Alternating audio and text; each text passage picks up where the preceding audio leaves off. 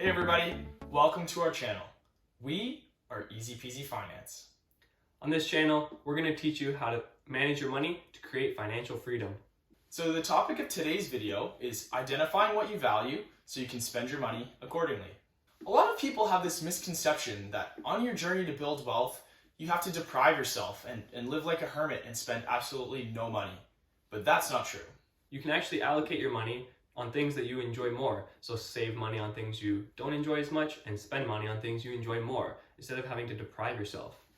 So in order to accomplish this, what we've got to do is we've got to figure out, of our monthly expenses, what do we value the most?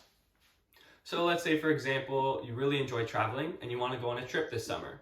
It's going to cost quite a bit of money, so you need to save some money in another area. Well, maybe you go out to eat to a restaurant every single week, 4 times a month, and that's costing a lot of money. So instead now you might only go 1 time a month and save that difference and allocate that money towards what you value more, the summer trip. A personal example from my life is that I want to spend more money on education, and I have been through courses or books or anything like that, because I know that any dollar I invest into myself, into learning, is going to 10x how much money I make in the future based on it. So I'm trying to allocate as much money towards that as I can and less money towards things I don't value as much. For example, alcohol or eating out. I've been spending a lot less money on those things in the past few years, and that has allowed me to spend that money now on education. Another example that can be applied for even children is, let's say they want to save up and buy a PlayStation game. They've got 2 options. They can either go out and get a job and increase their income that way, or they can do what we've been talking about, and they can decrease an expense in some area. So for instance, they can do laundry on the weekends when electricity is cheaper.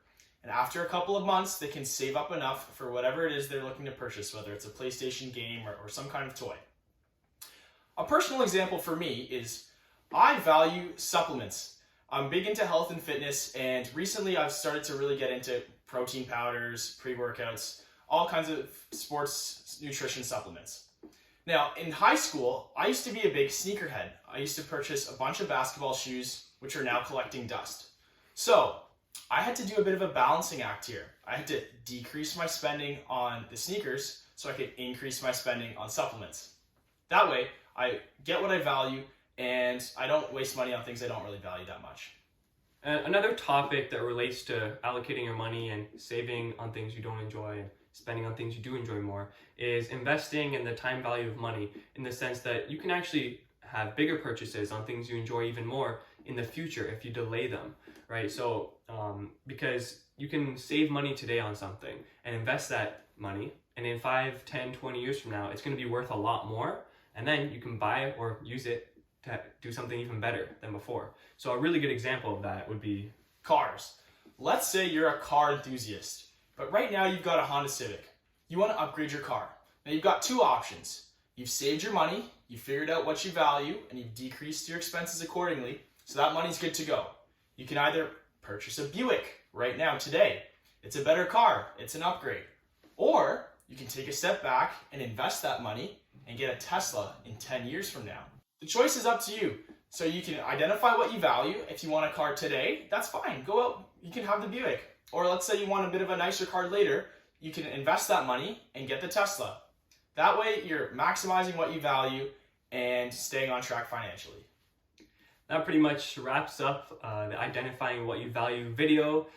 Thanks for listening. Hit the like button and subscribe if you're new here, and we'll hope to see you in the next video.